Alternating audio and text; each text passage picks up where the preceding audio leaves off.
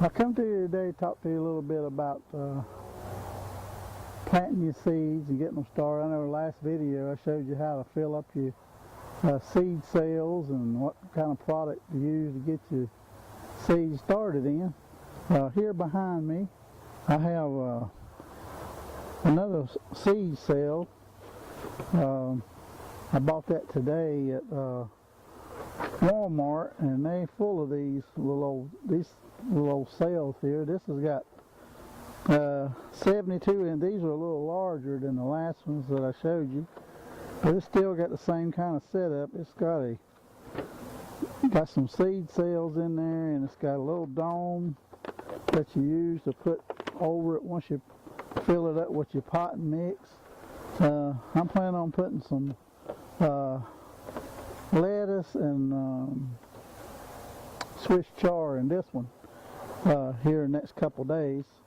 And anyway, that's like $5 up at Walmart, and this that Jiffy starter mix. That's good stuff. $5, you know. You moisten this down with some hot water and put this in your trays, and you can't beat it. It really helps get your seeds started. I tell you what I do different with that is I put a couple of handfuls of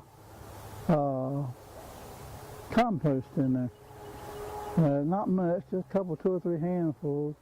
And I found out if you do that, that'll really add some fertilizers to your little starter mix there. And when your plants do get started, they'll have something to kind of get growing on. I use a liquid fertilizer. I use a Miracle Grow fertilizer as they start growing along.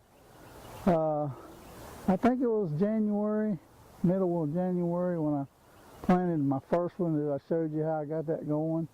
And I got those in my grow closet. And I say January for about 4 weeks, 5 weeks now, 6 weeks. That's how long I've had these seeds growing. And I'll show you a little picture of those here in a few minutes inside. Right now I ain't got a lot going on out here in the yard. I'm getting my raised beds kind of put together. Got a couple of new ideas this year that I'm going to be using.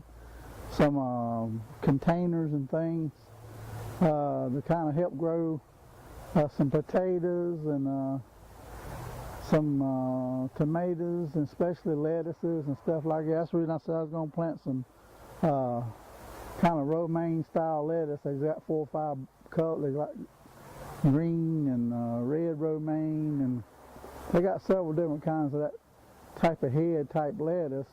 It's not nothing like an iceberg lettuce, but it's a leafy lettuce, but it grows kind of in a head. But that's what I'm going to be putting in these, because I'm going to, here on my deck here, I'm going to put some little kind of deck containers that straddles this, that'll straddle this right here, and then you can put your potting soil in it and things like that. And I'll show you what I'm talking about later on. I'm going to buy a couple here later.